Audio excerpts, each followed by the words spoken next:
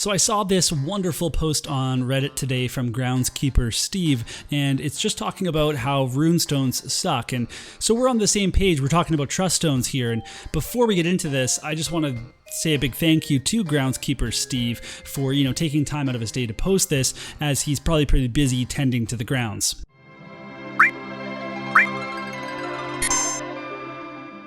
The reason I thought this would be interesting to make a video out of is because I think there's actually some really good discussion here.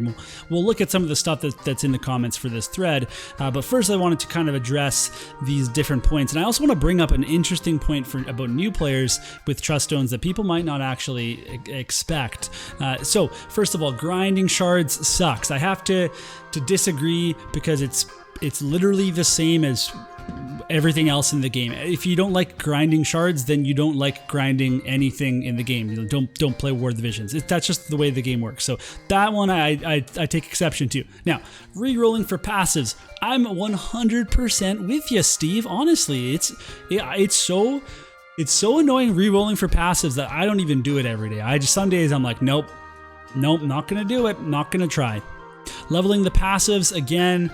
Yeah, it does take a long time to get them all up there. It means you have to grind more shards, but you're grinding the shards anyway, maybe? So, I don't know, it kind of goes back into that farming thing. Now, this is going to get better in the future, because in JP, the trust stone levels also are the book levels. So you're getting a bunch of books for crafting while you're also getting your trust stones and some other stuff. So it's a little bit better, but it's still like the same amount of grinding, the same amount of, experience needed to level those passives.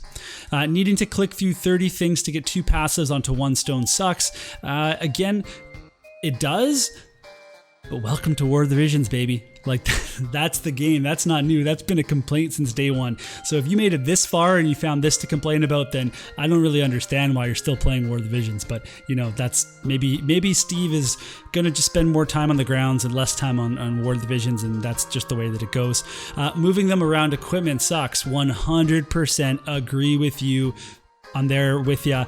I straight up have said in videos that I'm using like a not as optimal setup because I was too lazy to move the runes. And it's not about me being lazy, it's about how much work it takes to move them all around, to just try something out for a video. And then I have to make sure that I put them all back for my guild battle setup, because I don't have that many sets built. And so yeah, that's what's frustrating. And then the final thing that he says here is what sucks most of all is that people say it's actually a good system, and he had some trouble spelling it here, but I was able to decipher what he was trying to say. But I don't know, that's kind of weird. The rest of the post clearly spelled correctly. He just kind of like went off the rails here. I don't know, maybe he was having a tequila or something, and then at this point he was just kind of gone. But you know what, Groundskeeper Steve, I love your post. I agreed with half of the things that you said here. I'm going to disagree with this one, because I do actually think it's a kind of a cool system, because I like customization. I like having freedom to do different things and improve, certain units. It does suck at the highest level of PvP because you're kind of shoehorned into doing one thing. But there's one area where I actually think it helps people that, a lot of people might not think of. Okay, so here we are on my JP account, which is not very strong, and I've tried to build it up occasionally.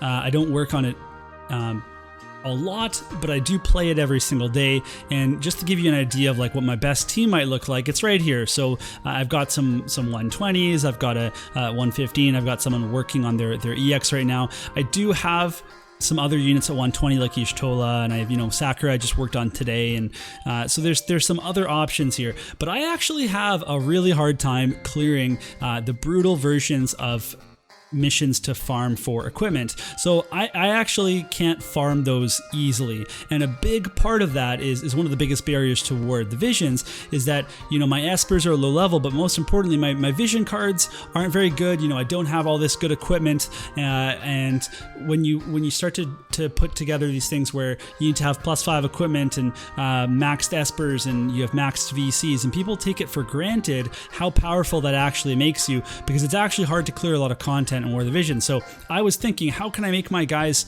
a little bit stronger, because I can't farm these +5s that easily, at least the newer quests. And that's when it hit me.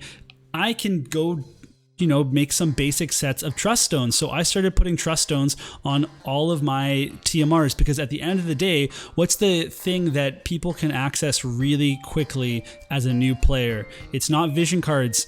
Okay, it's not a bunch of brand new units. It is a bunch of TMRs, because they give you a whole bunch of 500 MR tickets. They give you a bunch of free level 99 MRs. They give you some level 99 URs, and then whatever units you're rolling for when you start the game, you do get access to a bunch of TMRs, and those TMRs can become as good as 5 plus 5 equipment. Now, there's one big caveat here, and that's that I know what I'm doing, and that a lot of new players don't know how to use the trust stone system. But what I'm advocating for is that it's actually a really good system for new players to build basic sets of trust stones and get those passives active for their full party. I did that yesterday, and it literally made a difference of me clearing a brutal quest or not, on auto, of course, so I can farm it.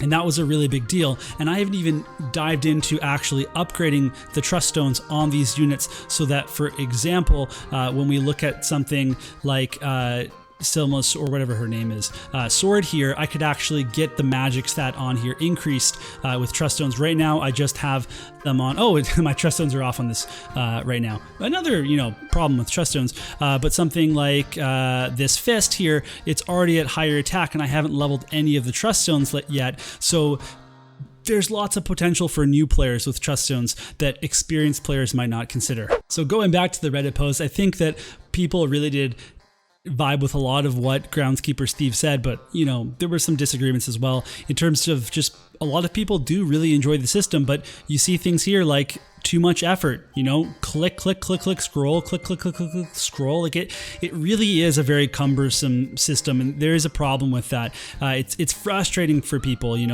This 2009 Ninjas has just basic neutral sets for their most used TMR, and they dislike the system. But that's the very part of the system that makes my new account on JP a lot better than it was previously. So I do think that that's something that people need to consider.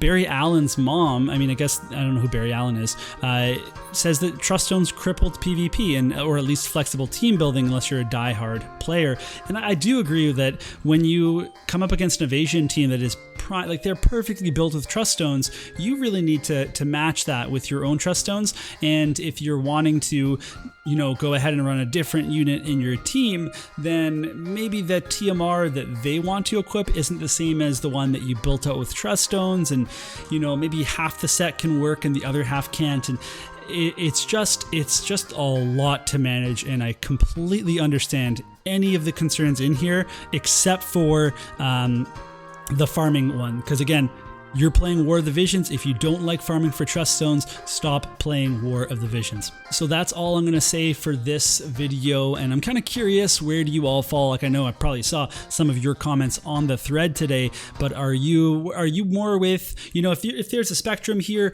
or this is kind of like you love trust stones right here, and then this side over here, that's I'm with Groundkeeper Steve. Like I'm there on the grounds. I've got a rake. I'm helping them out.